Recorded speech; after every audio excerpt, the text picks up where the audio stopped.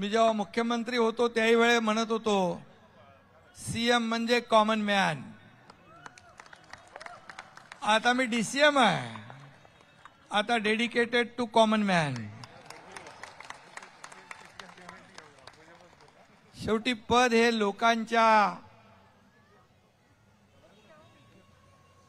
विकासासाठी, राज्यातल्या जनतेच्या फायद्यासाठी आणि या राज्याचा सर्वांगीण विकास करण्यासाठी असतं. जे पद मिळेल त्याच्यामध्ये डेडिकेशन आणि डिवोशन असलं पाहिजे. आणि म्हणून जे करू ते या राज्याच्या भल्यासाठी आणि या ठाण्याच्या विकासासाठी ते काम, हाच आमचा अजेंडा आहे. आणि म्हणून ठाणं बदलतंय, ठाणं पुढे जातंय. फक्त उंच इमारती, चांगले रस्ते, मेट्रो हे तर पाहिजेच. आता मेट्रोही येतेय, इंटरनल मेट्रोही येतेय, मोठे रुंद रस्ते झालेत, हे पाहिजेच.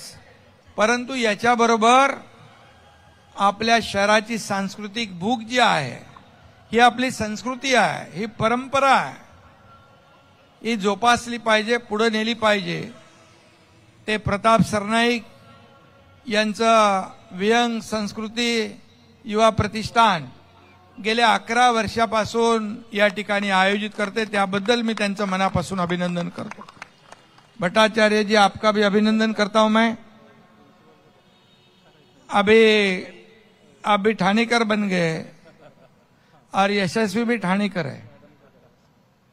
खरं अगदी खेड्यापाड्यामध्ये सेवा देणारी, जसं मुंबईतली रेल्वे ही आपली लाईफलाईन आहे, मेट्रो लाईफलाईन होतीये, तशी एसटी ही गावातली, ग्रामीण भागातली लाईफलाईन आहे.